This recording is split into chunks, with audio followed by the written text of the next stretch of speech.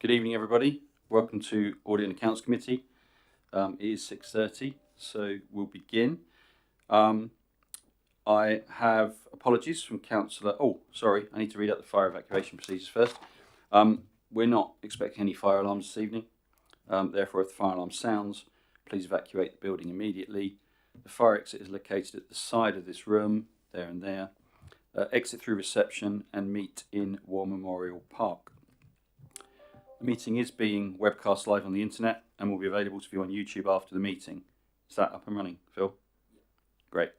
And microphones, can I please remind members and officers that in order to be heard clearly within the room by those present and on the webcast, that you must speak directly into your microphone. The microphone stem can be moved so that it is as close as possible. And mobile phones, please switch your phones to off or silent.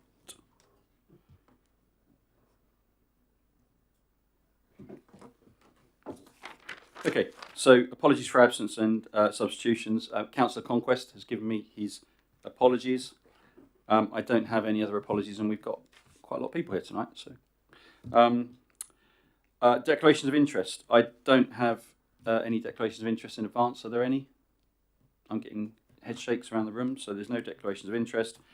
And I'm not expecting any urgent matters, but does anyone want to raise anything? No? Great. So we'll move on to item 4, the minutes of the meeting held on 30th September 2024. Does the committee agree that the minutes of the meeting held on 30 September 2024 are an accurate record? Yeah, agreed. Great. I will just initial these and then pass them to Democratic Services.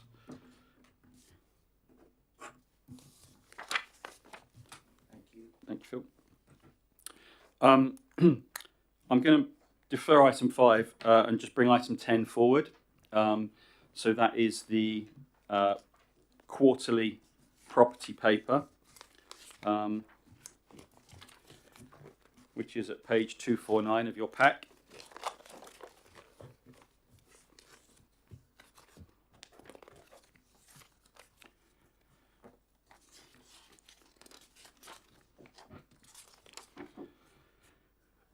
There is a confidential appendix with this report, so I ask that we keep the discussion to items that are in the white papers, not in the pink, and if there are items that we want to discuss that's in the pink, we will need to go into confidential session.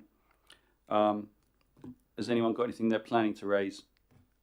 No. Okay, well, if it comes up, then we can still do that, but I'll proceed on the basis that we're not planning to go into private session. So I'll ask Liz Surratt and or the portfolio holder Gavin to introduce the item. I'm not sure which of you goes first. Thank you, Chair. I trust that you've all read the report. The annual property plan for the current financial year 2024 to 25 was approved by Cabinet in February 2024. The core aims of the plan, including generating improved sustainable revenue streams, enhancing the sustainability credentials of the portfolio and disposal of underperforming assets. This report details the activity relating to these objectives for the second quarter from the 1st of July to the 30th of September 2024, and at the last committee meeting it was agreed that these would be half-yearly going forward, so this is the sort of last quarterly update, as it were. During 2023-24, the property generated a rental income of 18.9 million. This is forecast to increase to 19.8 million this year, partly due to the number of rent reviews, new lettings and lease renewals that are sort of ongoing and the team work on during the year. I'd like to highlight a few key areas in acquisitions and disposals. The long leasehold interest of a 25,000 square foot unit on the leisure park has been acquired to consolidate the council's ownership, which also brings in additional income. I'd also like to highlight the work that's been undertaken by officers to bring forward the disposal of 2 properties which are now currently being marketed to generate a capital receipt, and we've already received a good level of interest. More detail on these is included in the disposal and long leasehold riggers in the pink papers. We've completed 11 rent reviews, generating an additional rental income of £65,000 per annum. This sort of quarter 1 lease renewal has been completed, with a number of others in negotiation. And then in terms of the sort of sustainability and decarbonisation, we've been working on a number of initiatives, both directly and indirectly, to support the council and the borough achieve their net zero carbon targets, which involves working with partners, communities and businesses, which are also set out in the report. In terms of the operational portfolio, the programme to regularise the expired community centre leases and service level agreements continues following approval by Cabinet earlier in the year. Thank you, Chair. Thank you, Liz. Portfolio holder Gavin, do you want to say anything?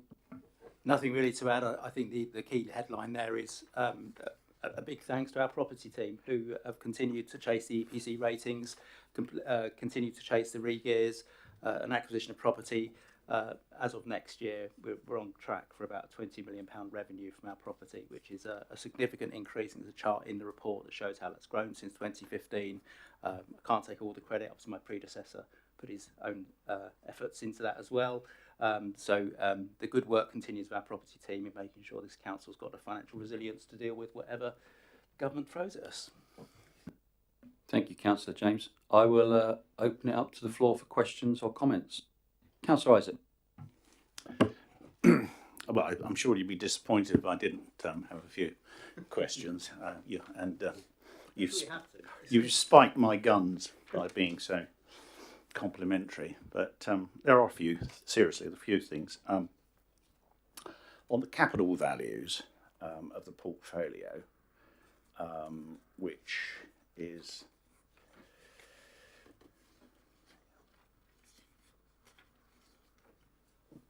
section 11, and there's a graph, and I suppose it seems to be a bit surprising that we haven't referenced the decline in the capital values of the portfolio, because looking at the graph, it looks as though they've gone down quite substantially from about 330 odd million in 2022 down to about 280 odd million currently.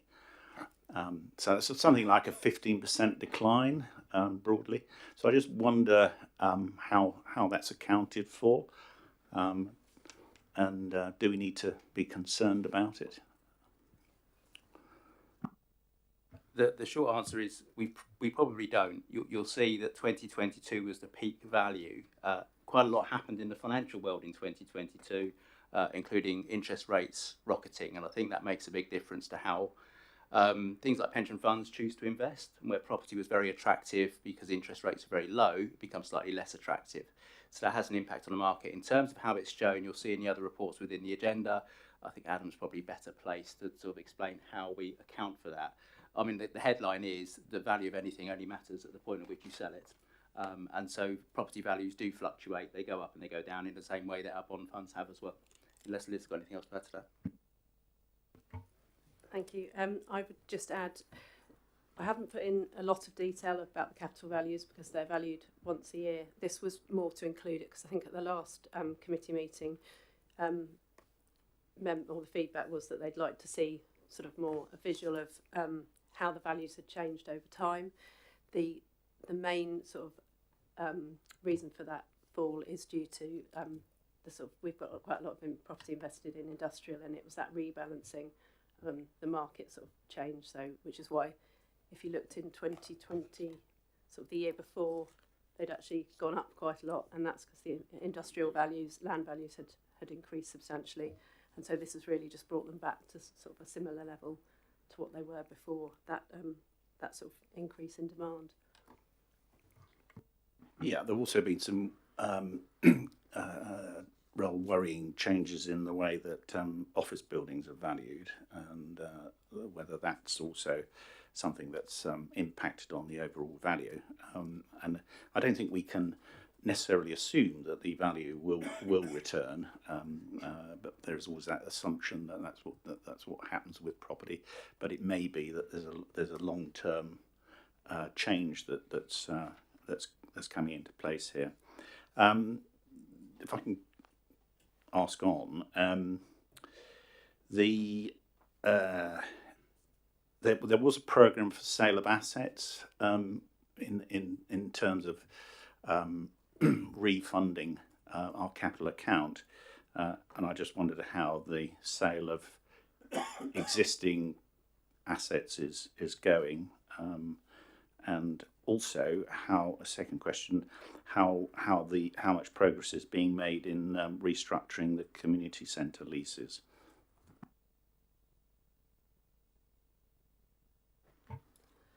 So the progress on the asset disposal programme is sort of updated on the pink papers in terms of the disposals. In terms of the community lease, I might defer to my colleague here. Yes, the community leases are taking a lot longer to sort of resolve. That's primarily due to getting the buildings in a good state, so that the obligations, when they're taken on by the community groups, they're taken over a clean sort of building in good condition. We are talking to a number of community organisations now regarding those leases and the associated service level agreements, which have been sort of worked up by our communities team, and both the service level agreements and the leases go hand in hand, and there's a coordination exercise being undertaken. It is slower than we want, but we are sort of making good progress. Thank you, Martin. Councillor Tustain. Thank you, Chair. My question's really around, we talk about the value of the property portfolio as a sort of a figure in cash and things, but because obviously there are fluctuations with what we own, so it'd be interesting to see how you can compare what it is. So, for example, if we'd bought 3 extra office buildings, but then the value had gone down, then although, as Councillor Isaac was just saying, the value had gone down by potentially 15%, it could be that it reflects something that's worse. Or if we've made a lot of disposals, the value going down could be because we've made disposals. So it's a little bit apples and pears. So some way of sort of understanding what it is that how the value correlates to what we've actually got would be useful, and how that's possibly shifts. I know that's probably a little bit of a sort of flexing around on several things, but something along those lines would be helpful, I think. If we can take that away and give it some thought, from memory, I think we report on in more detail at the sort of year end point, because that's when the valuations are done. But I'll take that on board and see what we can do. Thank you. Councillor Tom, you had a question. Thank you, Chair. How frequently we are reevaluating our property? Is it every year or bi-yearly? Yes, we undertake an asset valuation programme every year. Some high value assets are valued all investment of every year, but some of the operational properties are more on a sort of 3-year cycle, unless there's been significant change that we sort of feel it needs to be valued more frequently. I'm not seeing any other questions, so I will ask if the committee is happy to note the report and note that it's been considered, commented on, and happy to note its contents. Agreed. Thank you. Thank you, Liz and Martin. You may leave, or you can stay if you wish.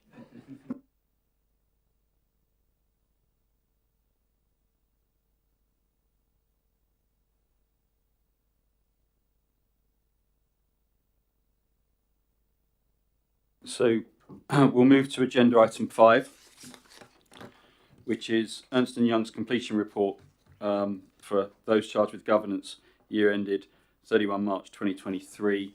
And we have Andrew Britton and Namisha Dosa here from Ernst & Young.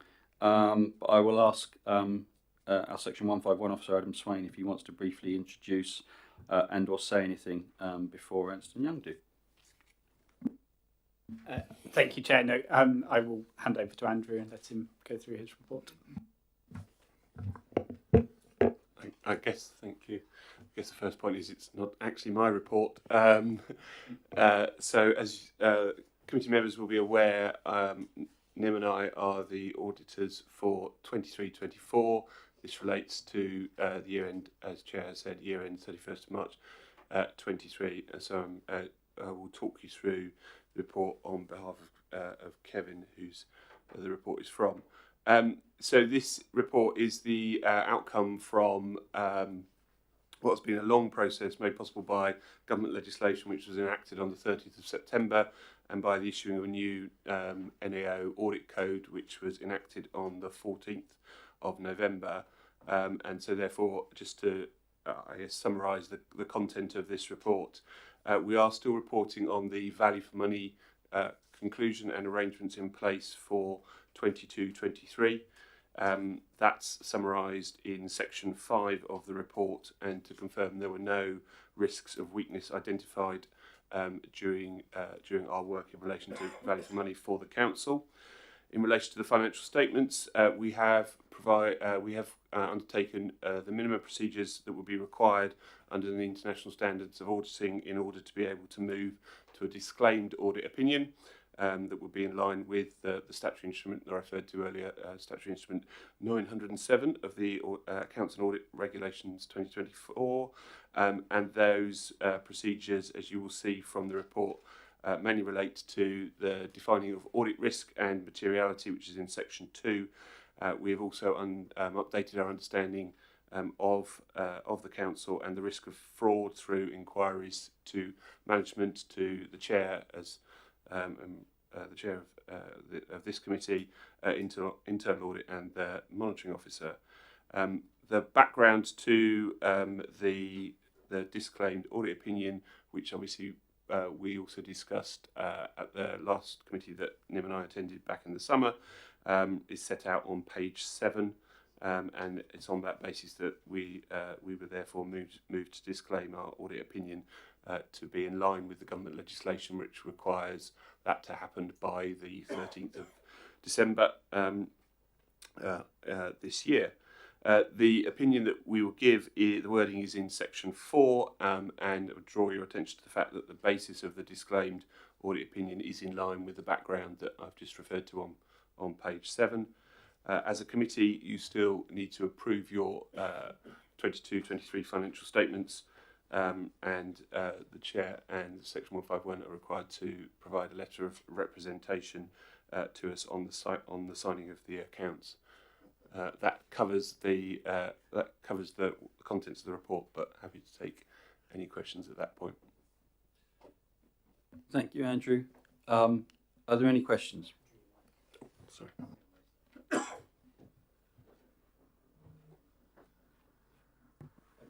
Councillor Isaac. Right, okay. So I suppose first question is, how is it we've got to this point? So as I understand it, you're saying that you're disclaiming the accounts for 2023, and we therefore tonight got to approve them, subject none of the usual authentication of the reports and auditing of the reports by you, but we have to rely on the section on the Chief Financial Officer. And so that my first question is, how is it that we've got to this point? Because it seems pretty disastrous to me that we are in this situation, and there's a lot of concerns that I have that flow from that point. But if we could start with that, that would be helpful. So this is the result of the government proposals back in July 2023 that were reconfirmed by the new government this summer as the way, the mechanism by which to deal with the backlog of open audits within the local audit regime. So it's been equally applied across the country. Yes, I've had an opportunity to look at some of the reports by Googling it, and there are obviously a lot of councils that are affected by this problem. What percentage of the market does your firm have in terms of auditing public bodies? Because it seems to be EY's name keeps cropping up in all the reports that I've seen, like Middlesbrough, Manchester, Woking. Have you got a very big percentage of the local authority audit market? So we're not the auditors of Manchester, we're not the auditors of Woking, we are the auditors of Middlesbrough. For 20, I assumed you were talking about 22-23. Yeah. Okay, so we were the auditors of Middlesbrough for 22-23. We weren't for Manchester, and we weren't for Woking. We have a share of the audit market. Of the entire local audit market, I don't know the exact percentage. There are currently 9 firms who audit the local audit market between them across. Local audit is defined as local government and National Health Service. Yeah, okay, there was Gloucester and Oxford as well.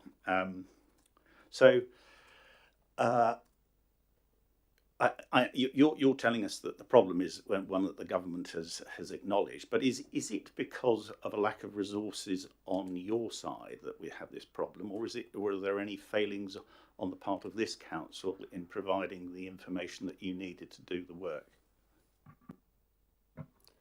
So hopefully that's clear from the report, both in terms of the context on page 7 and how we are articulating it in the audit opinion, with it contained within the report and obviously contained within the financial statements.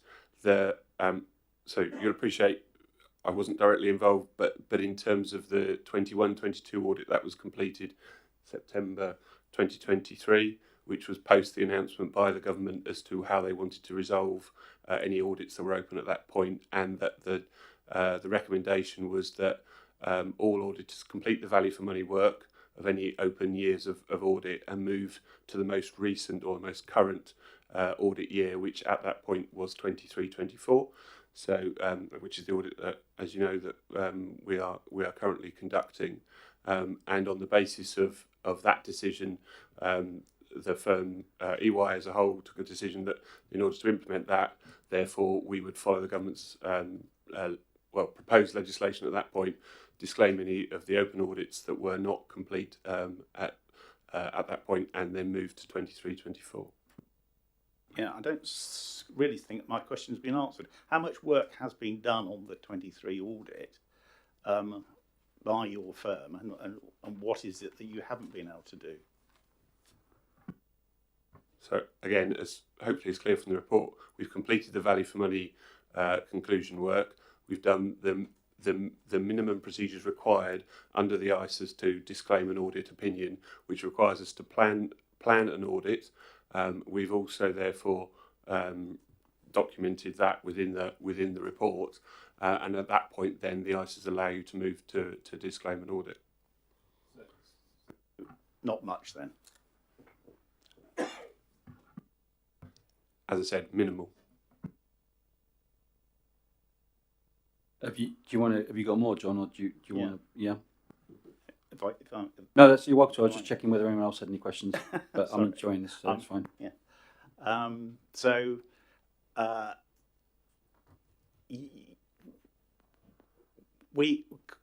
What's your understanding of our position tonight as an audit committee? Would you advise us to give our approval to these accounts, given how little has been done to them? Because we're relying on the Chief Financial Officer, essentially, and I'm not sure what the legal position of the Audit and Accounts Committee would be if we're being asked to approve something which I frankly don't feel comfortable without the audit being done. I don't feel comfortable as a councillor to put my vote or my support to that process. Do you understand why I might feel that way? I understand the question as you've articulated it. It's not a turn to Adam to answer it in terms of what assurance he would, or what he would suggest.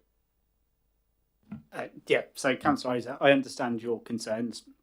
It's not a situation that I think anyone in this room wanted to be in, including Andrew and Namisha. Clearly, they wish to complete an audit. It's a whole range of issues that are set out in the report and are not unique to us. In terms of the statement of accounts, they are prepared in line with the code of practice at the time. They were signed off by Sue previously, obviously, in line with the requirement to publish the unaudited statement of accounts. And that requires the signing of the statement of responsibilities at that time to meet the requirements under the code and in line with professional responsibilities as a chartered accountant, as is mine. I am comfortable that the statement of accounts we produced were of a high quality and are true and fair. That is the level of assurance that would be given by an audit opinion, that they are true and fair. I believe they are. The audit of 23-24 is progressing well.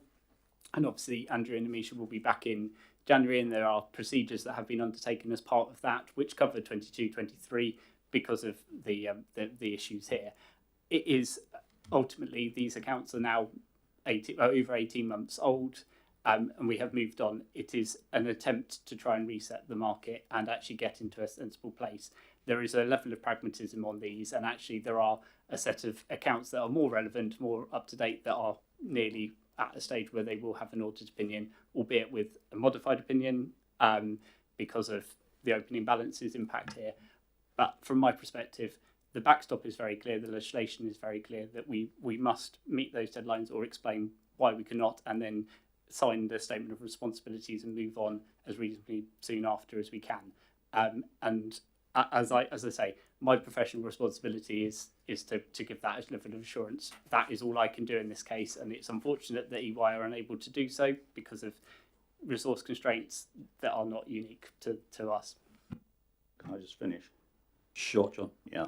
So disclaiming accounts is a last resort, as I understand. So it's pretty serious. And you're a new chief financial officer, Adam, and that's another consideration. I've got every respect for you. I've worked with you, and I know exactly. I've got a very high regard for your professional skills. But what is our situation if we don't tonight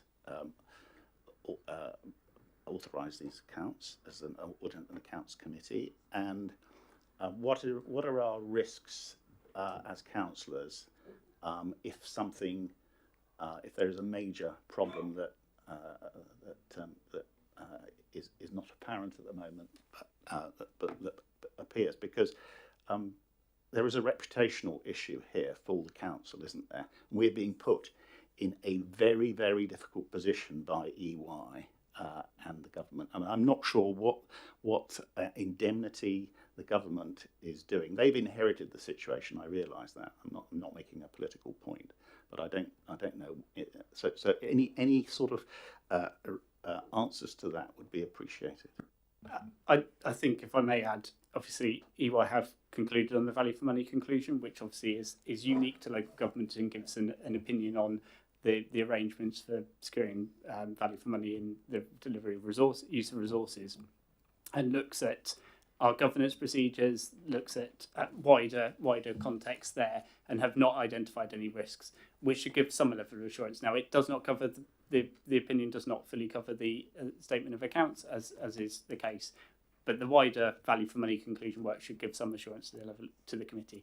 As I say, the backstop and the legislation that is set out in EY's report is clear that the backstop deadline should be the 13th of December, and that the committee is required and I'm required to sign the statement of responsibilities and publish the accounts at that point with a disclaimed opinion, if that is the case, which is for us. That is a requirement. If we don't do that, then we have to publish a notice as to why we've not done that on the website and pass it on to the Secretary of State, and then get to a place of being able to publish our accounts as soon as possible afterwards. As I've said to you as well previously, these accounts are now 18 months old. There is a set of accounts that are nearly audited and will come to the committee in January, which covers obviously a more recent period, and also the value for money conclusion work on that as well. So there is some level of assurance here. It is not completely null and void, but yeah, it's not a situation any of us want to be in, but we have to recognise the point of where we're at, I'm afraid. Sorry, John, do you want to do that on the microphone, just for the public? Sorry, and our position as councillors, as on audit and accounts tonight, if we approve this? Well, they would be as set out as your responsibilities as members to approve the accounts. The opinion sets out the kind of external framework of the opinion on this, or lack thereof here. Richard might have a view, I think, but yeah, that's all I can add. I'll go to Richard Harbord next, if that's okay. I think the situation is regrettable. There are 700 opinions similar to this, however. But the thing is, I think what you're being asked to approve are the accounts as presented to you by the Chief Finance Officer, in the full knowledge that they haven't been audited. So, I mean, that is what you're approving. You're not approving accounts that have been audited and therefore are bound to be correct. You're merely approving the accounts put before you by your Chief Finance Officer, and that would be not unusual to approve those anyway, subject to audit in an authority. That often happens, and I don't think the members will have any direct responsibility arising from that. The difficulty is, and anyway, of course, the 23-24, I mean, you're fortunate, because I'm a bit associated with another authority that's just said its 23-24 audits disclaimed as well, because they haven't managed to get to the final point.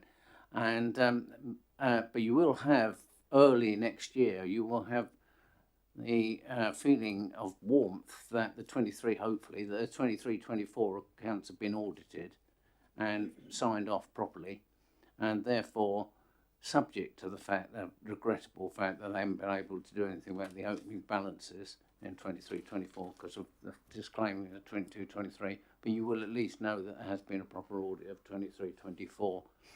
And frankly, it's not going to get any better than that, really, as it is at the moment.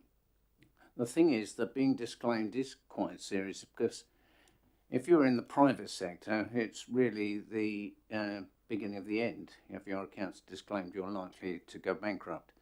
And so most local authorities are mounting a bit of publicity campaign when the accounts are published, to explain what this means, why it's been disclaimed, and what it actually means, and what the process has been, and what the process is to come. Because local authorities are worried that if people lend them money, they might think disclaimed accounts, red flag. And so, there is a lot of work going on by local authorities to try and convince people that this is just one of those very sad and regrettable things, really, that has happened. And, I mean, you're lucky, really, because you're going to get a value for money opinion. Not all authorities, although it is required, a lot of the value for money opinions being given are not really worth the paper they're written on, because they've been done in a hurry and they've been done with lack of resources. So I think you're fortunate in that respect. Thank you, Richard. Councillor Tustin, did you have a question? Councillor Moonsbound. Thank you very much. I just wanted to review what I think I've just heard, because also something about putting in plain language the documents we've got in front of us, isn't it, Chair? Because actually there's in the summary, executive summary, there's all sorts of explanations about what's going on in the sector. There's also a sentence in the letter that's sent to us as committee members. And I'm particularly focused on that first page of the letter, to that last sentence that says, we have also considered the committee's service expectations. And I think there is something about being really clear about that, isn't it, in public, that says actually, it feels to me as a new member of the committee that our service expectation was clearly articulated, that we expected an audit which would give us assurance, which would give us a level of certainty and guarantee about what was being presented to us.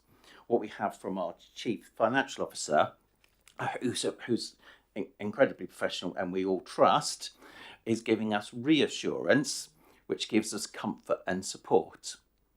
But we will get more assurance when our accounts, this year's accounts, are audited next year. And I just want to be really clear that I think that's what this conversation and this documentation tells us. It just doesn't say it in that language that says we wanted assurance, we've got reassurance. We may have a little more than many other local authorities because we've got a value for money judgment as well. But actually, let's be really clear, that's where we are. Now, that doesn't necessarily stop me from signing this off as this member, but I need to make sure we're all very clear about that, Chair. And if I'm wrong, somebody needs to correct me.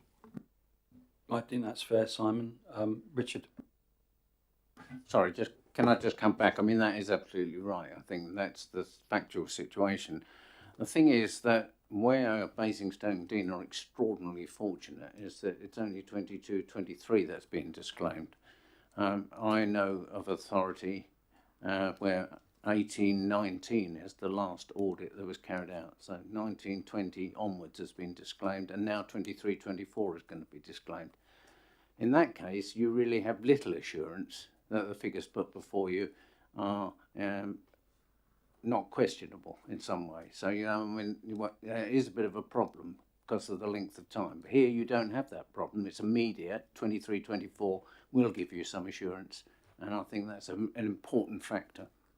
Thank you, Richard. Andrew, you had a reply to that, I think. Yeah, I'll come to you, it was, Councillor. I don't know the one that Richard's specifically thinking about, but just to draw a distinction where audits are being disclaimed in relation to 1819, 1920, that is not an issue relating to the auditors didn't have enough time to do it. That is, there is something going on at that particular council that means that there were delays to those particular audits caused by a combination of factors. So all I can say is that at each and every individual, and as Richard's already said, there are hundreds of audit opinions across the country which will be disclaimed before the 13th of December, and again some more before the next backstop, which is the 28th of February next year. They are different situations and different combinations of factors that have led to the disclaimer, but the disclaimer in each and every case is a result of the legislation that we are adhering to. Richard. With respect, that isn't so in all cases. I could cite you an authority that's having its 1920 accounts disclaimed, and it is solely because the auditors have not had the resources to do it. They have actually raised no questions about the audit whatsoever. Sorry, Andrew's point there was just that it's different in every case. I was just doing that for the mic. Councillor Tustain. Thank you, Chair. Yeah, based on this, we're obviously talking about the situation we're in. I feel a little bit more reassured from what's been said, and thank you, Simon, because I think that was a good summary of where we're at. What I'd like to know is this going to get under control? Because obviously we're looking at the future, and is this something that's going to continue on, and what's the risk of this sort of thing cropping up again in the next few years? Adam wants to handle that, I think. Unless Andrew has anything else to add, and others may, but I think the whole point of this is to try and reset it as it has been called and build back up and look at the fundamental issues with work with SITFA to look at the accounts and the complexity of those in terms of the preparers, to look at the audit profession, and I know the FRC are doing quite a lot to look at building the profession up and make it something that people want to. Obviously, I did for many years, and understand both sides of the fence there.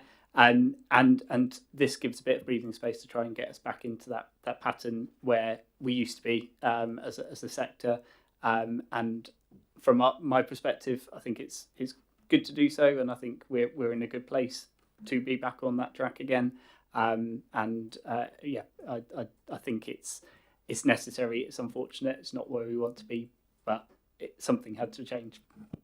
I think there is a corollary to what Adam said, though, which is that when we come to sign off 23-24, each set of audited accounts actually covers 3 years, because you have the prior year restated and you also have the opening balances at the beginning of that year as well. And so we are going to carry this discussion forward, and it will come up again, but it will be diluted at the 23-24 accounts and probably the 24-25s.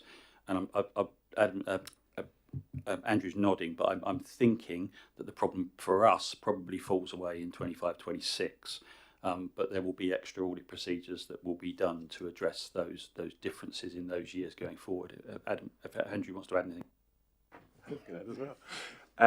No, you are correct, Chair, and Richard, I know, referenced that at the last meeting as well, where the FRC have issued explanatory guidance that explains exactly that point about how it unwinds.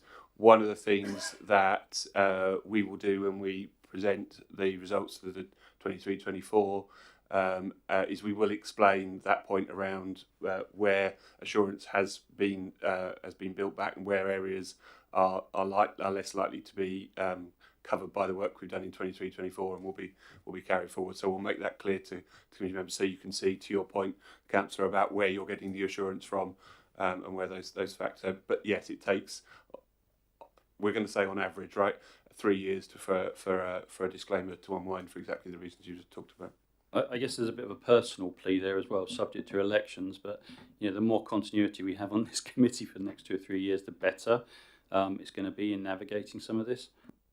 I would. It's a really, Councillor Isaac. I'll come to you and then I'll sum up what I think. So I'm clear. If we are approving this tonight, then because I think that's what we're asked to do in the next paper. We are. I think it should be noted that we are approving the accounts based upon the recommendation of the Chief Financial Officer, and in the knowledge and acknowledging that it is unsupported by an audit, and I think that seems to be something that would make me feel more comfortable about it. And secondly, I would also like us to make sure that anyone reading our accounts and any announcements about this, there is an explanation, to pick up on Richard's point about the circumstances and explaining the background to the fact that the accounts have been disclaimed. We shouldn't be hiding anything here. We've got nothing to hide as an authority. This marks a very serious departure from the high quality performance that people who deal with us recognise, I'm sure. I think it's absolutely right, John. I think we will need something in our minutes that cover what we've talked about, and I think that we'll certainly. I think we need to refer the question to the council's comms team and/or via Adam about what we're going to say publicly about this, so that we can put the explanation forward properly. I think you're absolutely right.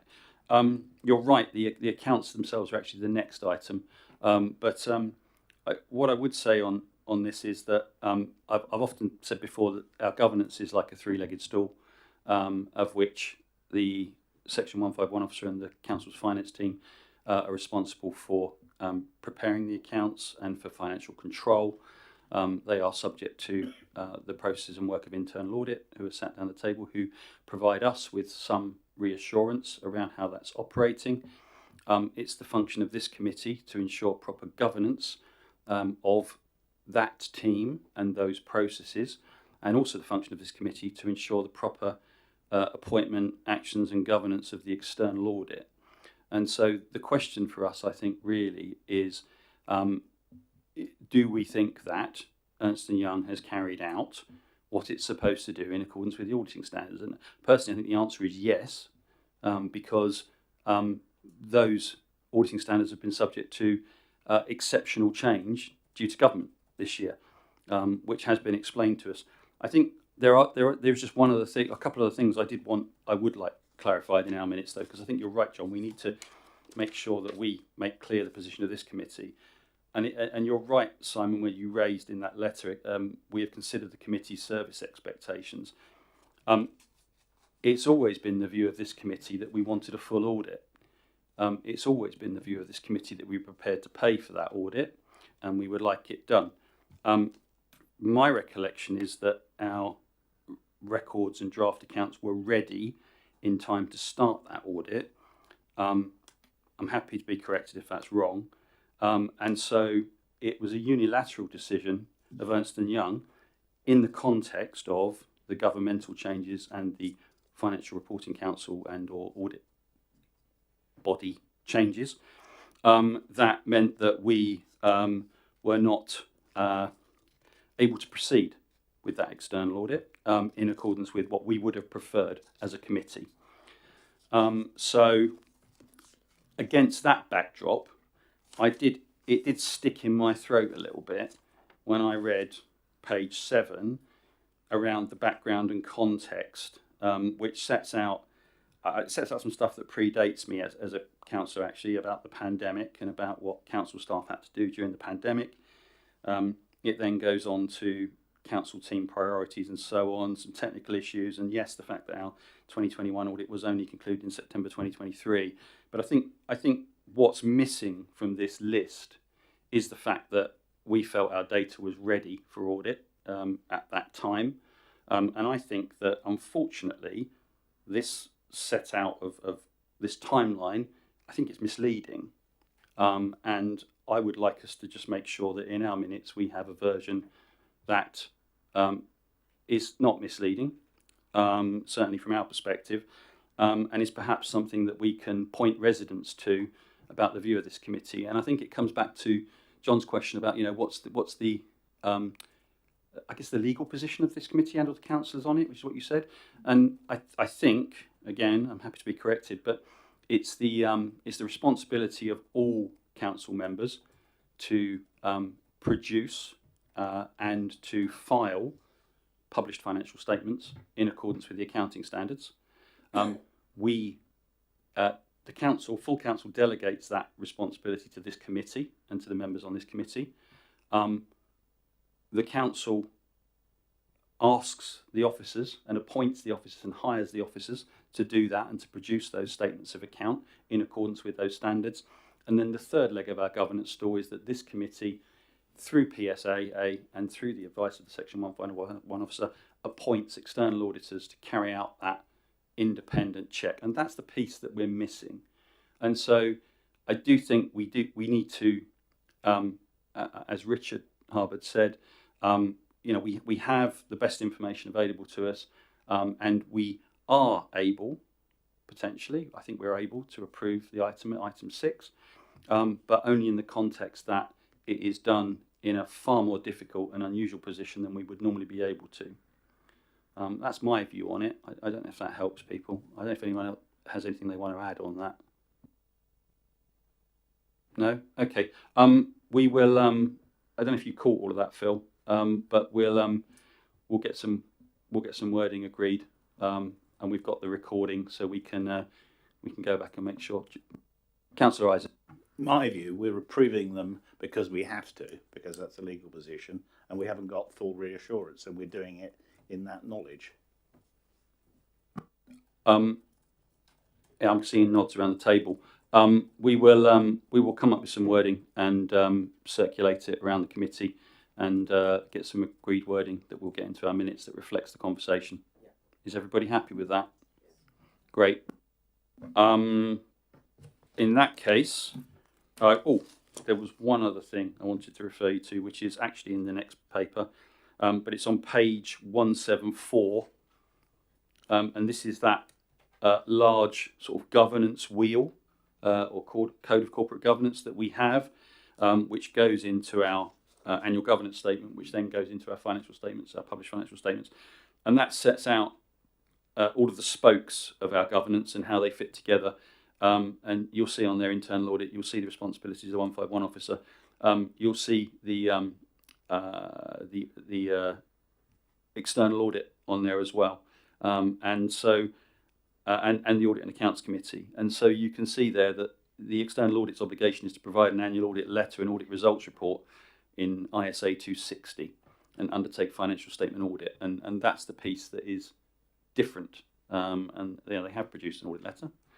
It just doesn't say what we would normally expect or like it to say, but it is in accordance with the accounting standards. So, auditing standards. I'm sorry. So that's that piece. So I will ask the committee to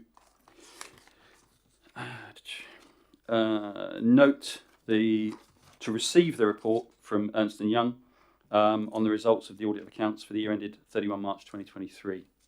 Is the committee agreed? Agreed. Thank you. Thank you, Andrew. Thank you, Namisha. I'm guessing you probably want to hang around for the next piece as well. Fine. We'll move to agenda item 6, which is the 2022-23 accounts in question that we've been discussing. There have been, on review, a couple of amendments there too. I'll ask Adam to introduce the report, and then we'll move to comments or questions. Thank you, Chair. Yeah, I will keep this brief, given we've had quite a long discussion on the background to the audit, as has been mentioned. the recommendation sets out approval for myself and the chair to sign the statement of responsibilities, as we've discussed. And as the chair's mentioned, we've identified 2 minor changes to the statement of accounts on review. One is on set on page 78 of the pack, relates to a gain or loss on the revaluation of current assets. On the CIS, that had been incorrectly recognised as a loss. It should have been a gain, and it is correctly elsewhere in the accounts. So that's been updated. That's the only place it impacts, and that changes those 2 figures. And in note 13, the wording explaining the grants, the numbers didn't quite tie to the tables, and they were 0.1 out in the text, so they've been updated again just to align with the text in those 2 tables. But they're the only changes that have been made to the accounts since they were published last year. I will leave it there. Are there any questions or comments on page 6? Councillor Isaac. So what we've got here is a historic document which hasn't reflected what's happened since in relation to the audit process. Is that correct? So I would feel much more comfortable if there was some addendum attached to this which explained where we are with this, because otherwise, if somebody looks at this document in isolation, they might think, well, it's all hunky-dory. There's no problem here, and it's an audit that's carried on as previously. It's a good question, John. I think there is. I think the audit opinion is published in there. I'm just trying to find where it is. Is it the end, is it? There we go. So if you look on page 84, John, there's a contents of the full financial statements there, and the independent auditor's opinion slots in at page 87, and that will say what it says in paper 5, in the stuff that was in dark grey, which was the formal opinion about a disclaimed audit. And that is essentially, I mean, it's quasi-statutory wording, straight from the auditing standards. Adam. And also we will, and I think it is referenced at the end of the opinion as well, we will include the audit results reports alongside the accounts on the website as well. And as I think has been suggested, we'll look at some form of wording as a explanation, as additional information on there as well for the users, so they've got it all in one place. Sorry, Adam, would that go in with these financial statements, or would that compromise the signature of these and or slow it down? It wouldn't go within the financial statements, but it would be part of the documents, and where we publish the accounts, it would also have that, and it is referenced as, say, there is a footnote on page 172 of the pack that says additional information to this disclaimer opinion is set out in our completion report, and so we would link that in there so that users of the accounts would have additional information to be able to piece together what's happened. So a separate document but published at the same time? It would be the paper that the report we've just covered. Okay, great. Councillor Isaac, are you happy, or you got another question? No, I'm not happy at all, but I think sorry, bad choice of word. It's essential that some addendum is attached to this, so that so the background is fully explained, and our position in it, because at the moment it doesn't tell you a great deal in the independent auditor's report, other than the fact that they're disclaiming it, and therefore I think if there was more information there, that would be helpful when these things are published again. I think you're right, John. It's in professional speak, and I think we need a plain English version for the public, I think. Again, happy to work with comms and others to make sure we put it in plain English as well, so it is clear alongside the accounts when they're published, so they're all in one place. As I say, it is set out in that report. Obviously, it is in financial speak, and that is obviously my language. So I do appreciate a plain English version might be helpful. I don't think it's appropriate to change the accounts, and that would cause additional issues there. But I think setting out a clear explanation up front would be nothing but helpful for the users. Good, thank you. That's a very constructive conversation, I think, around a difficult issue. I'll ask, does the committee agree to delegate authority to the Chief Financial Officer in consultation with the Chair of Audit and Accounts Committee to approve the Statement of Accounts for the year ended 31 March 2023, and that the Chair of the Audit and Accounts Committee is authorised to subsequently sign the Statement of Responsibilities to that effect on behalf of the committee? Is that agreed? That's agreed. Thank you. We'll now move to item 7, fraud update. You can head off or you can hang around as you wish. It's fraud update protecting the public purse. I will ask Paul Gundry, the officer, to introduce the report. Thank you, Chair. This report is to inform the committee of the work that's been carried out to date during 24-25 in protecting the public purse.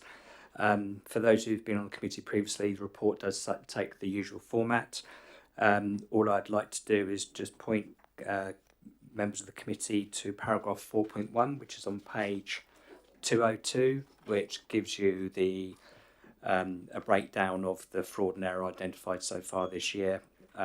And the more content and detail behind each of those lines is spread throughout the report. And just one more thing, the next report on protected public purse will be coming to committee in June 25. Not going to add any more there, Chair, so I'll just ask the committee to consider the report. Thank you. Thank you, Paul. I will open that up to comments or questions if anybody has any. Councillor Isaac. It's me again. I just wanted to understand identified fraud and error. You've got a helpful table there. Are they mutually exclusive, those columns, or is there overlap between actual loss identified, number of cases for that, and prevented loss, number of cases?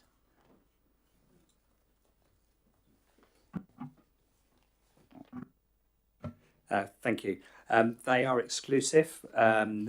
So you've got the actual column is the financials we've actually identified, where the prevented is after the actual any future savings we've actually stopped, because if we hadn't stopped that fraud, then that fraud would have continued. So we're able to claim a prevented loss. And a perfect example of that would be on the housing side, where if we find somebody who's on the waiting list that shouldn't be, we will remove them from the list, and we know for the next year if they were put into a temporary accommodation, there's a industry value we can use per person. So that would have been something we would have prevented the authority from paying out. Councillor Isaac. So, question number 2. I think I'm right in saying that a lot of the instances of fraud relate to single-person council tax discounts. So I'd be interested to know a little bit more about why that's happening, and because we're looking at a total value of over £30,000 there, and so how this is arising, and a comment really on the fact that you're recording that in 7 cases a penalty of 70 quid has been administered, which doesn't seem a lot to me if somebody's being fraudulent, but maybe I'm misinterpreting it. I think the phrase there is fraud and error, which is what this report is about, because some people do make an error of not informing us unintentionally that they have a second adult in the property. So if we feel from a professional judgment it was a genuine error, then so be it. But if we believe it's a fraudulent and we feel justified, we can offer that we will fine them the £70, but that value is within legislation, so we have no say on the amount we could fine them for. I hope that helps. If you want me to just add, in terms of how this comes about, this is through the Cabinet Office's National Fraud Initiative, and it's detailed in the report. where every year the Cabinet Office, we provide data to the Cabinet Office of our single person discount database, as well as our electoral roll. They are doing a data match, and it highlights potential fraud cases, which we would then look into, and that's how we get that information. That's fine. So really, it might be, is there some benefit in the council publicising the fact that that there has been these number of offences, and helping people avoid the problem, because, as you say, many of them may be doing it inadvertently. We do try to put a press release out every year after my annual report that comes every June, where we highlight what we found and we point them to the report. And as part of International Fraud Awareness Week last week, the comms team helped us with Facebook pages, Facebook posts and Twitter X posts to publicise it.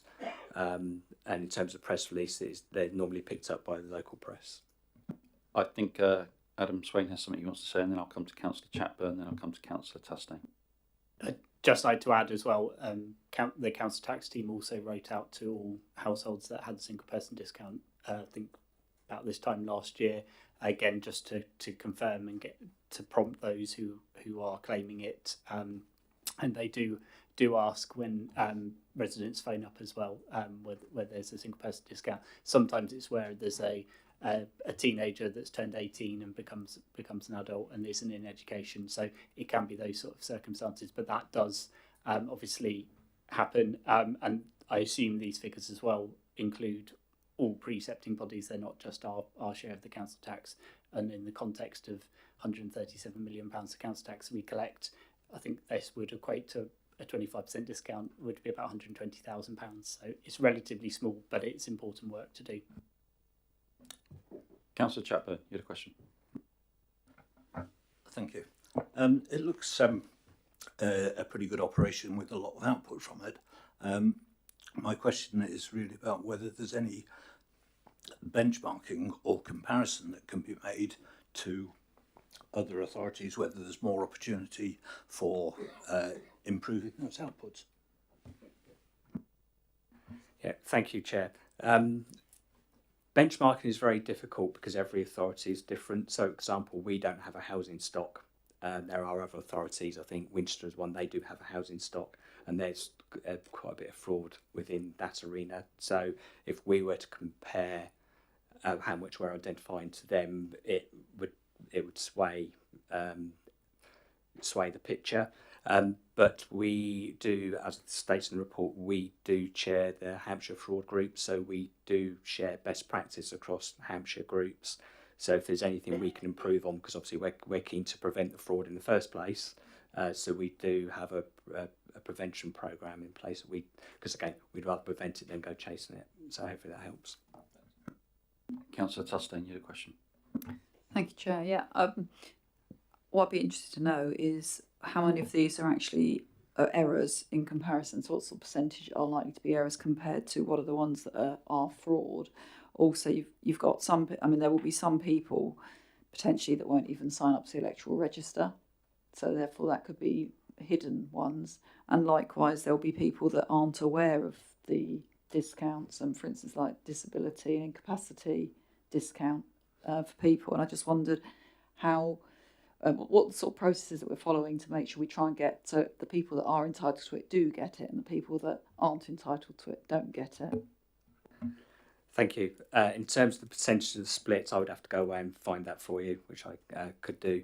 In terms of the processes, I would have to go back to the individual departments. So, for example, I'd have to go to council tax to see how they promote the benefits, etc., that are available. So I wouldn't be able to answer that one, I'm afraid. Councillor Meansbound. One's a suggestion and one's an observation, if I may. I think one of the issues about Section 6 is that in Section 6 and then 6.2, 6.5, the word fraud just keeps coming up.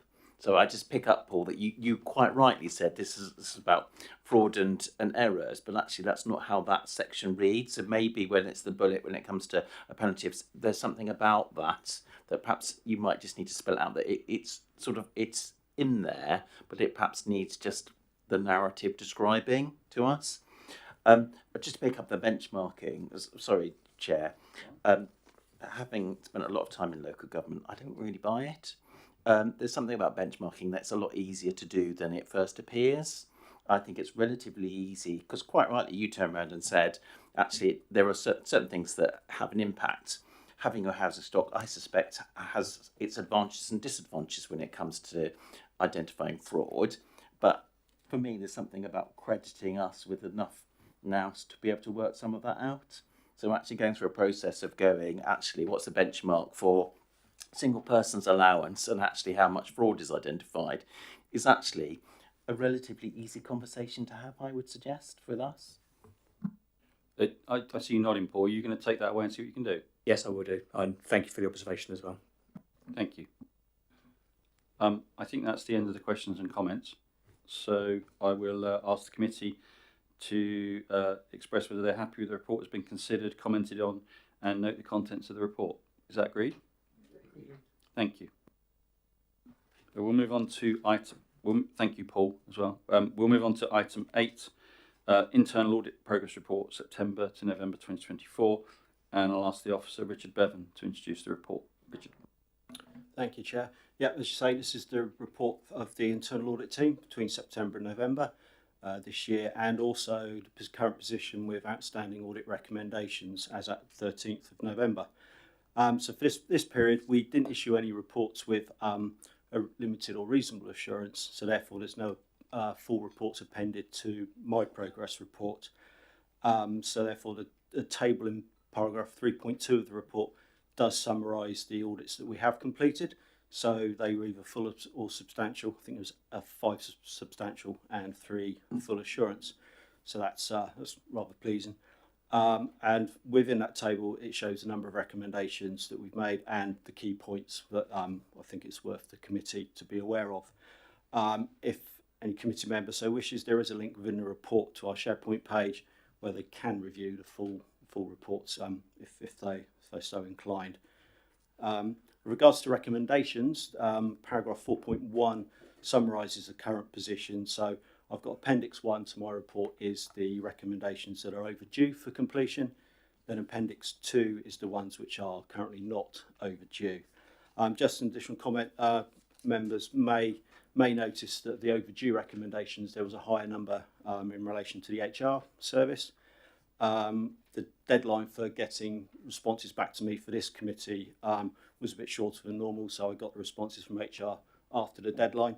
So I've got an additional update on them, which has enabled me to note an additional 3 recommendations as complete, as well as progress on those recommendations. I don't know, Chair, if you want me to identify the specific recommendations that were complete. So there's Please. Health and Safety recommendation 3 on page 219, then the HR recommendation number 9, following page on 220, and Health and Safety recommendation number 1 on page 225. So those 3 are now complete, and I think the progress that information we've been given gives me assurance that the work is being done, even though it is beyond the original agreed date.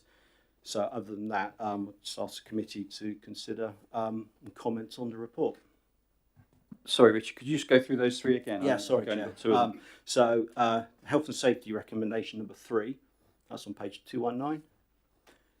Then next page, the HR recommendation number 9. And then on page 225, it's Health and Safety recommendation number 1.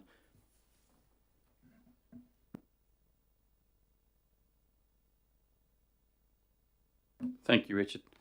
I'll open up to questions or comments. Councillor Tustain. Thank you, Chair. Always love a good risk log.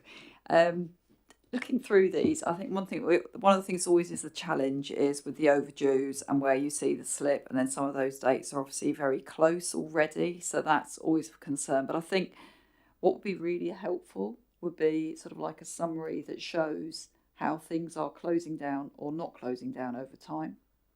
So because we've got, for example, I mean, here we have 1, 2, 3, 4, 5, 6, 7, 8. So we've got about a dozen overdue, about a dozen overdues. So if it's a dozen overdues now, when we last saw you, how many were overdue from there? So it's sort of, so some, I'm not saying asking you to give me that answer because you probably won't know, often we might do, but if we had a little table that actually showed how we're progressing on shortening the list, or whether the list is getting longer, because you kind of like make a judgment, or you've got to pull out old papers and look at them. So getting a sort of an overview of how we're doing, and also where if things are said that they're going to be done. I know you obviously do, you're going out to everybody and it takes time, and then so your deadline's quite early, but then getting that feeling that we're doing okay, and these things that are coming up now by the time we get the report are likely to be achieved, or whether we're just going to see another date on there. Just initial response on paragraph 4.1 of my report, where I do say the number of overdues. I do show the number for the previous report, so you can see that there is a change there. And I also do that for the merits attention recommendations. They're not control issues, but we still report them. We still chase them in the same way. So there's that immediate report to report change, if you like, which I can quite easily do a table. But obviously that number, so I could do a table which shows that over a period of time. That's a piece of cake to do. And obviously the numbers will change depending on what we find within the audit environment in that period. This one, as I referred to the high number of HR ones, we did an HR audit previously, and there were a high number of recommendations. Sometimes we'll go several audits where there's hardly any recommendations, which is good. But I can provide those numerical ones, and I don't know if between myself and Paul we can figure something out on I don't know, we're almost looking at I'm not quite sure, kind of a timeline of progress. We can knock something up. Thank you. I think that'd be very useful, and I think it's kind of like, so it answers then the so what's and how we're doing, and making it show, well, actually we're making progress and we're moving on, and we're not just ending up building up more and more, because it gets lost in the text, I think. And just to add to that as well, one thing we've been trying to do in the last year or so is to actually is chase up the recommendations that aren't yet. We've got several recommendations that may be due kind of December time, and we know we're not coming to committee until March, but we still do chase them, and we try and get progress report updates every single time. So our main working papers, I've got record of every single update we've had on a recommendation. So somewhere they're overdue. The property ones we've had historically may have taken over a year to get to completion, but we have now got, you can see step by step, so maybe we can utilise that to give you some additional information. And going forward, if we're chasing ones that aren't yet overdue, we've got a better idea of which ones are kind of they're likely to struggle with actually completing. And at that point, we may sometimes agree to actually amend the completion date. I try to avoid doing that where possible, because you probably feel like then we're just moving the goalposts a bit, but we try to avoid doing that. But sometimes there's a resource issue, like HR have had a lot of work on their plate the last few months and year or so, to paying benefits and new system and everything. So that impacts severely on their ability to achieve the target they may have initially agreed several months to a year ago. Councillor Chapman, you had a question. I'm a bit concerned about the comments under the emergency planning, in that we're expecting publication of that emergency plan and its use within the housing development or planning process. There's quite a few concerns there about recruitment, resources moving from Hampshire County Council. It seems like there's a big risk there that plan won't be brought out into the public.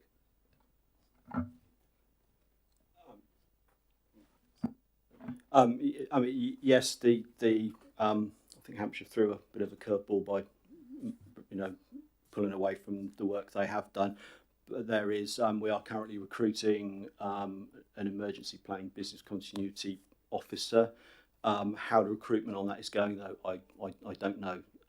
It would be the function of that role to administer, to fill in the gap from the work that Hampshire have left behind. And obviously, you'll see there's business continuity recommendations, which are, as you will see, are long-standing, but we have had regular updates on those. So a lot of those are pivotal on that post being filled.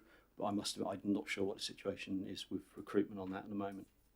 Richard, is there a direct read-through from that comment? Because I agree with Councillor Chapman on that. Is there one in the audit recommendations overdue or not yet overdue? Is there a direct read-through on that recruitment, or? As in, sorry, you mean is there reference to the recruitment?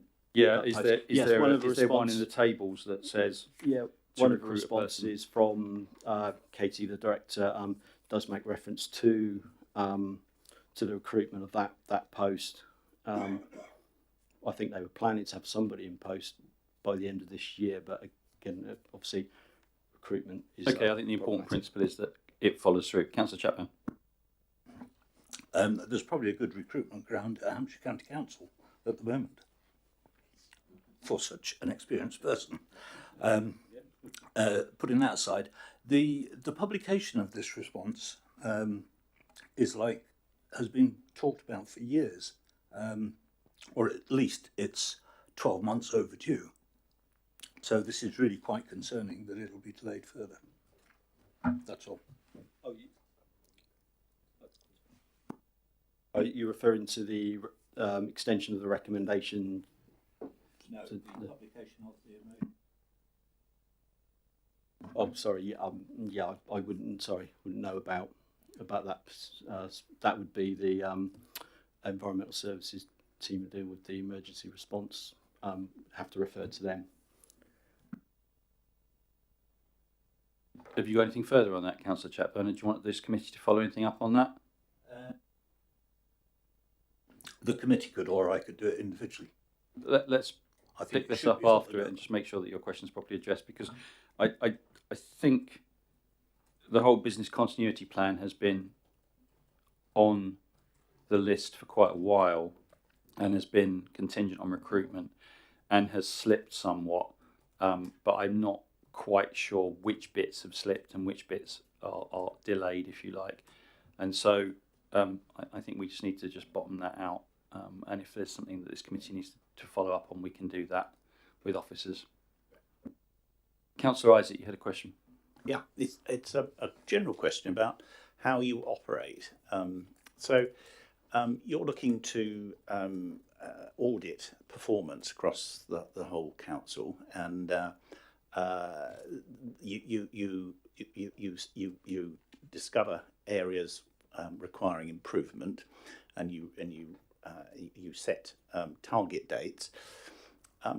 Are there ever occasions where you think these target dates are not being missed? This is really a significant risk for the council.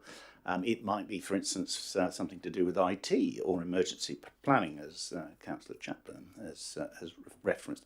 What action would you take if you felt that your concerns were not being met? What would you do? Thank you. Start by saying we don't audit performance. We audit internal control, risk management and governance. So we're not there to say the team is performing well. That's first. So just clarify that point there. But in terms of recommendations, if we highlight an issue, nothing's happening with that recommendation, I would be speaking to the relevant director to get an explanation for it. And by definition, because of our process with our outstanding recommendations, how we report to committee, the committee would be aware of that as well. So I have the 151 officer as well, who I would be liaising with. Councillor Meansbound. I'm feeling in danger of just spelling things out because actually, again, this sounds like, just to put it in really simplistic terms, that it feels a bit like I'm not sure why this is here because we're sort of digging around looking for the answers to the performance question. You know, Councillor Chapman quite rightly is around says it's a really important item and it seems to be, kicking in the long grass and has done for over 12 months. Councillor Isaac's asked the question about, well, what happens if something's not happening? I can bet it's not in a key performance indicator as something that's reviewed by the performance panel, but actually the question comes down to performance. And I'm looking, forward in March. We've got an update as far as the audit progress report, and I sort of sit here wondering, again, forgive me, but we've got what feels a bit like words that say noted, but just with more words as far as the committee is requested to consider and comment on the report. When actually, I think I get a sense we're sitting here going, how does this help us with performance? Now, I'm not sure that's the role of Audit and Accounts Committee, one question, but also where do we get the answer to the performance question and where do we get to see action from it? I think, Simon, performance is monitored through the KPIs which are driven from the council plan, which go through resource committee that Councillor Isaac chairs. The internal audit function that reports to this committee is designed around auditing internal controls, so they approach a particular area of the business, whether that's IT or whether that's business continuity, and then they model expected behaviours and come back with how warm and fuzzy do we feel about that? Have we got full assurance, or have we got substantial assurance, or do we have reasonable assurance or no assurance? I think I probably missed one category out in between. And then what are the steps that we agree with the director or the head of service for that to take in order to improve that control environment? And I think that those control recommendations are then expected to be implemented, and that's what these tables are tracking for us.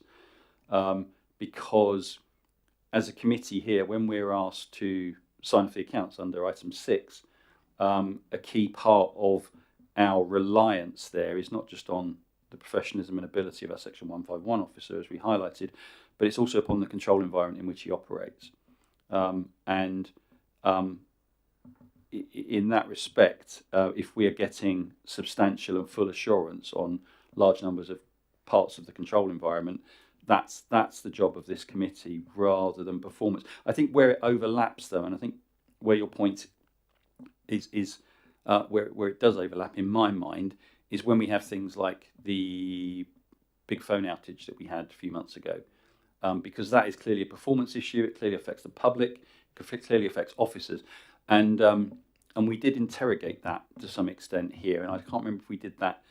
I can't remember how long ago it was. I can't remember if we did it when you were on the committee, Simon, or before.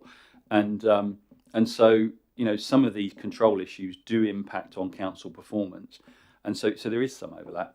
I agree. I hope that goes some way towards answering your question. I think Paul and Richard might want to say something extra. I don't know.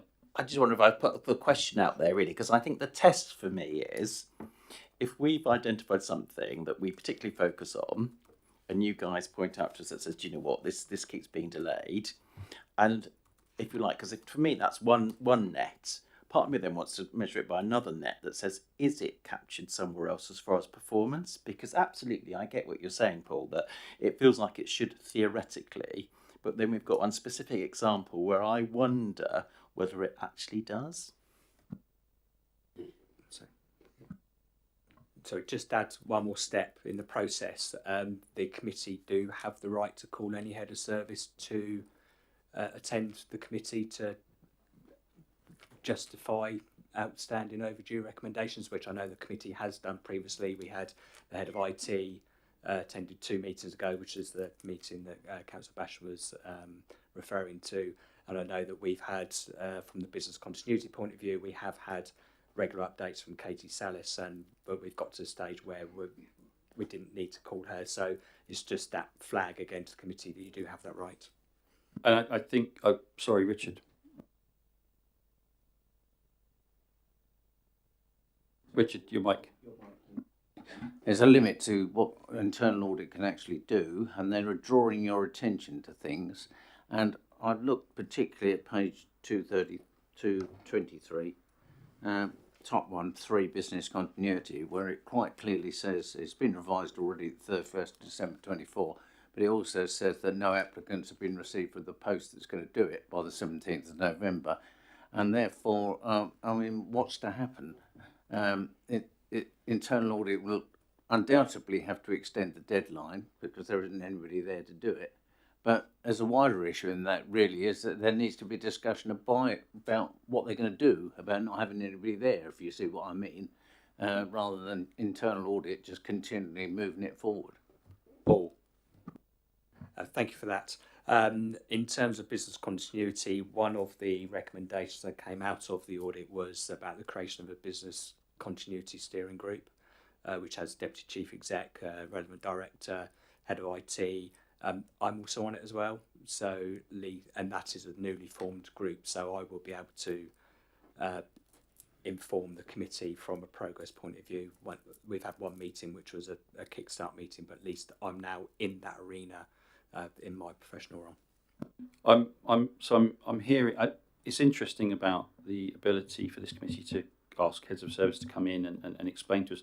I think there's a question around HR and organisational development, and I think we've discussed it before. We've discussed business continuity before as well, and so and both times we've deferred from asking that person to come and speak to us. I think with HR, it's the sheer volume of overdue and significant ones to be delivered, and I don't know if anyone on this committee sits on HR committee still, but I was on it last year, and it was.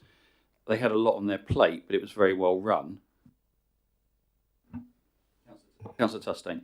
I was looking at this. I think it's important. This is where I say sort of the tabular visualisation would help, because that audit was April, and a lot of the things they're saying that they're supposed to be doing were supposed to be done in September. So getting that clarity of exactly when an audit's done, when the item was originally forecast to be done. Some things will take longer. And then obviously if they've only got a short timeline, there's more risk that they're going to go overdue anyway. So I think it's understanding that, whereas we look and see what's overdue and it then looks worse. So I think, and it's also how much effort and resources required to actually complete the things, as well as its obvious risk and its importance. And it's a really good point, Councillor Tustain, and I think that the other thing is a lot of these are interdependent, right? And so you have one slippage in, for example, IT, and it can impact 3 or 4 of the targets of HR, and or one in HR that can impact 3 or 4 across the organisation in other places. So I just wonder whether, is anyone familiar with the concept of heat maps? I just wonder whether that's a better way to present this data. It's probably quite difficult to work out how you plot the data for the heat map. So apologies if I've given someone a real head scratcher. But I don't know, because otherwise we end up, and I hear what you're saying, Councillor Tustain, but we've already got some pretty big tables here, and how we tabulate on top of that, I make it more digestible. And the reason I say heat map is because I just think that it's the job of this committee to, we can drill down into the individual data, but that is actually Paul and Richard's job. And it's really our job to spot whether we think the governance is working right and whether there are trends that we need to ask the council to put more resources or investigation into. Councillor Meansbound. All I was going to add, it goes back to your 3 pillars or your 3-legged stool or whatever, because there's something for me is that it says actually something's not quite working.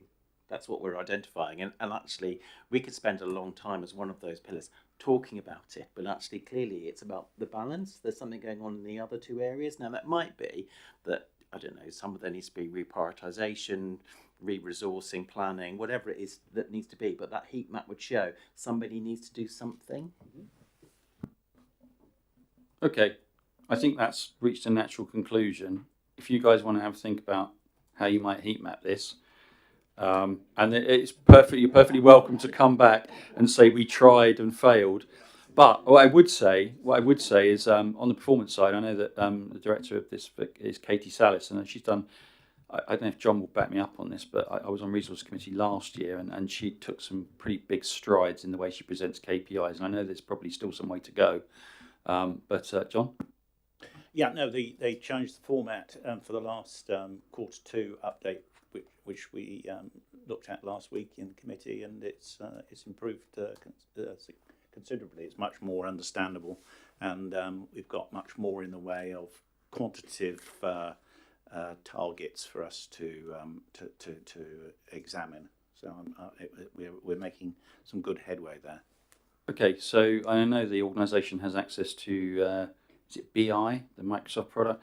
So you know whether there's something interesting you can do with the data. Have a think and buy Katie Salis a coffee and see if she can cast the need. But we'll leave that problem with you. I think at this stage, I think the committee will feed back based on what Councillor Chatburn's raised around emergency planning and business continuity planning. We will look forward, Paul, to your update from that business continuity group, that newly formed group, whether that's just a verbal update or a written update, I don't mind. But please don't let it fall off the agenda. In fact, Phil, if you can make sure that goes into the action list, that would be handy. And we'll take it from there. And I think at this stage as well, I don't think we need to see Sarah Craig from HR and Organisational Development. I was told before this meeting they've just made 3 new hires in HR, one of which is a replacement, but 2 of which are new project roles, part of which is designed to start clearing some of this control backlog. So I think we give that a little bit more time to play out, is my view. But I will drop Sarah a note and tell her that she's had another free pass, and that they're running out. Okay. On that basis, I will ask the committee to whether the committee is happy that the report has been considered, commented on, and to note the contents of the report. Are we agreed?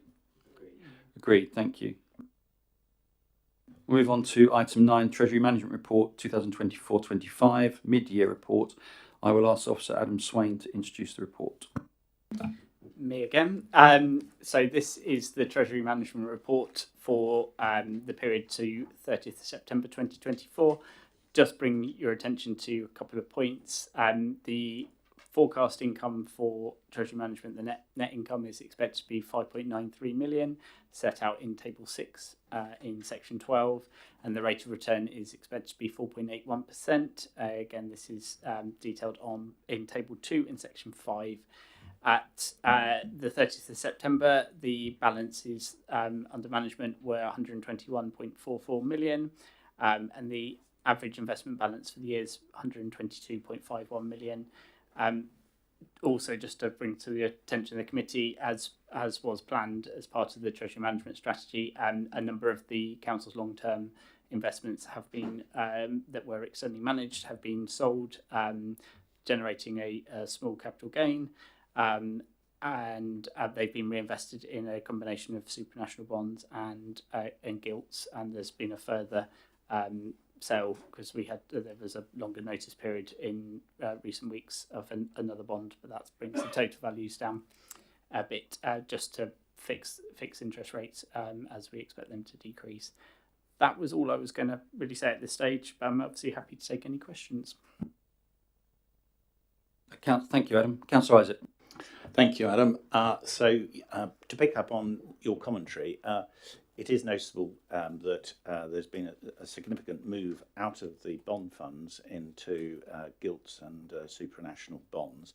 Yeah, I think it would be useful just if you would just remind us why there's been that change a substantial change in the approach that we're taking in terms of treasury management, and where are we getting advice from now in relation to that? Because presumably what we're doing now is a lot more of our money is managed in-house than it was previously, and so that may be good, but it puts more burden on your shoulders and your team to make sure that we get the returns that we are accustomed to. Thank you for your question. The disposal of those bonds was planned as it's the capital programme is obviously increasing quite significantly over the next couple of years, and part of the funding for that is coming from the bond sales and the reinvestments timed to hit the maturity of when we expect that to be needed. That has been planned as part of the capital programme that obviously came to council in February. And you're right, yes, more is being invested in house.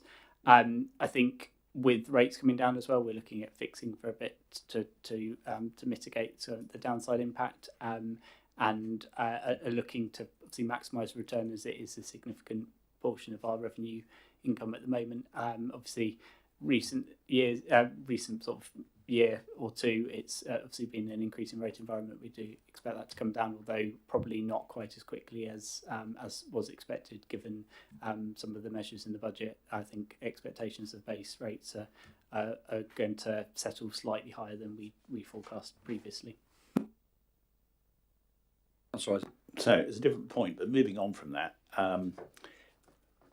I understand that there are going to be these very significant demands in terms of capital expenditure, and that's why I suppose I'm concerned that we should be looking to extract more in terms of sales from our property assets, because my concern is that if we're not careful, we'll be even more of a property company in a year's time or 2 years' time than we are already. And you know, if there are assets that we can sell, may not be the best of times to do it. But I'd like more reassurance that we are actively looking to achieve substantial property asset sales, if appropriate. I will defer that question to Sarah Longthorpe, who's obviously the director for property. That doesn't sit under me. Obviously, there is the property investment strategy that you're aware of, and that is being revisited as the property investment strategy expires next year. And property disposals we will consider as part of the wider, obviously, as was in the first paper today, rental income is generating a significant proportion of our revenue sources at the moment. So it is a balance and making sure that we're disposing of the right assets at the right times. But I'll take your points on board and feed that back to Sarah. That's not a problem at all. Does anyone else have any other questions on this paper? Okay, I'm not seeing any. So does the committee agree to note the Treasury Management 2024-25 mid-year report? Is that agreed? Agreed. Thank you. We've already done item 10, so that just leaves us to look at the Audit and Accounts Work Programme, which is agenda item 11. This is, I guess, now more nailed on, if that's a word, than it was last time round. We had a few queries about where things were going to land. We've obviously done 2022-23 tonight. We're going to address 23-24 accounts in the January meeting, and we have the draft capital investment strategy also coming forward in January, and the Treasury Management strategy, and the audit report that's not disclaimed, hopefully, for 23-24 also coming forward in January. Housing benefit certification report and draft annual property plan, which may go some way towards answering the questions that John just asked and Adam said he's going to refer to Sarah. And then we have a March meeting where we'll look at the internal audit charter and the internal audit plan for the coming year. That's our opportunity really to ask internal audit to focus their eyes and ears on different parts of the business. And I know, Richard, you had some good questions about that last year and we didn't really bottom those out. So we need to have a good think before that meeting, I think, about where we might get internal audit to think slightly outside of their usual comfort zone of what they audit. And we have a review of the corporate risk register and the Q3 Treasury Management report coming forward. We have the action tracking log at the back. I'll just whiz through that. So we have item number 1, which was the we requested further context on the Treasury Management internal investments benchmarking chart to improve understanding. The Chief Finance Officer agreed to provide additional context in future reports. That was done in this report.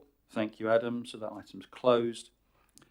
We have item 2 on the list, which is where Councillor Minas Bound mentioned a public media disclosure about the council civic campus being listed as a development opportunity with an assigned value, noting its absence from the report. We did follow that up afterwards, and we referred to Councillor James, who was here earlier. He did give us an answer in writing, which I certainly shared with Councillor Minas Bound. I'm not sure I shared it with everybody else, but were you happy, Simon? Yeah, sure. I was just going to summarise it if I was made chair, which was fundamentally that the portfolio holder explained that the list that we see is a proactive disposal list rather than a reactive one, and then any inquiries about the potential use of the civic campus for university would have been a reactive one. So I'm absolutely happy with the response that we got to that specific question. It probably posed another one, which is actually, where's a report that says actually what's our view about our current estate as far as what our response would be to a reactive inquiry, even though we have a proactive disposal list? Our estate or just this site? Our estate generally, because it sort of raises a question, doesn't it, that says actually, for me, there's something that says, so proactively we have a disposal list and things that we perhaps would like to move on for various reasons, if I could use that phrase. But actually, it's almost that sort of stuff that says actually reactively, what are those things that we would consider to reactively respond to an approach or an opportunity? I'm happy to pick that up again with Councillor James. I think it's difficult, isn't it? Because it's if someone makes an offer for something, I mean, for example, I would think, the anvil's not negotiable. It's a cultural gem and an asset of the community and so on. However, if someone makes a silly offer for something, then isn't it our obligation as councillors and members to consider best value for members, for residents? I don't know. It's an interesting question. And I think that's a really good point, because I think having gems that we would all value, like the Amber, is a really good conversation, because actually I'm sure there is some silly value where we go, do you know what, if you're going to build us 2 concert halls, you might, cash one in. So for me, I think there's just something about understanding what that criteria is, not necessarily a list. I'm happy to pick that up again with Councillor James. I suspect we might get a vague answer, but it's worth asking. Councillor Isaac. Yeah, I agree with this. I think that it might be that there needs to be some sort of mechanism in place, so that if an offer does come in, then it just doesn't. It's not discussed casually. That it's actually properly considered. Because I can think in my time of an instance where a very full offer came in, and I think with the benefit of hindsight now, given what we know, what's happened with office properties, that would have probably been a good opportunity to have taken at the time. And hands up. And so it's.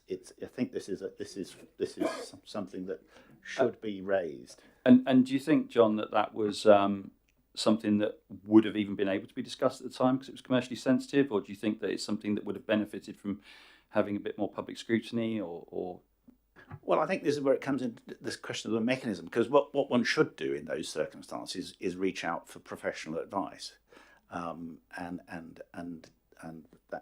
that's the starting point. You ultimately have to take the decision, and you have to look at everything in the round. But that's why I'm talking about mechanisms, I suppose.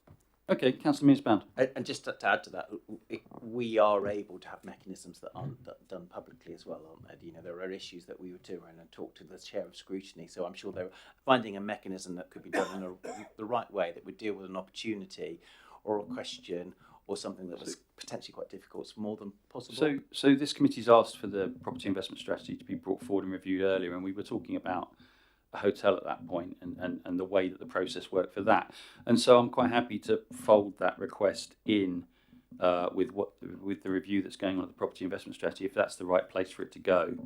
But yeah, happy to take that forward and see what answer we get back. Item 3 on the list, considering that one closed now. Item 3 on the list. It says that Adam and I would consult about when we bring 23-24 forward, and that is now scheduled for the January meeting, so that item is closed. And this evening I've got 3 or 4 items that we need to add, of which we've discussed, which I will, which will get added to the list. I'm not going to go through them now, actually, because they're still a bit. I probably have to go back through the recording to make sure I catch them all properly. It just leaves me to thank you all for your input tonight and for your questions. It was more challenging than normal in many respects, but without your questions, we don't get to think it through properly. So thank you all. And I need to thank officers because they always duck out when their item's finished and I don't get a chance to thank them. Only Adam's still here, so thank you, Adam. But I will send emails, thank yous to officers, and to thank the auditors for coming because so many today want to do this stuff virtually and only turn up virtually. So I will send them a note on behalf of the committee to thank them for coming personally as well. That finishes the meeting at 2016. Sorry, Adam, did you have? Okay. We'll consider the meeting closed, and I will see you all. I'll see you all before January, but the committee will meet again in January. Thank you. Good night.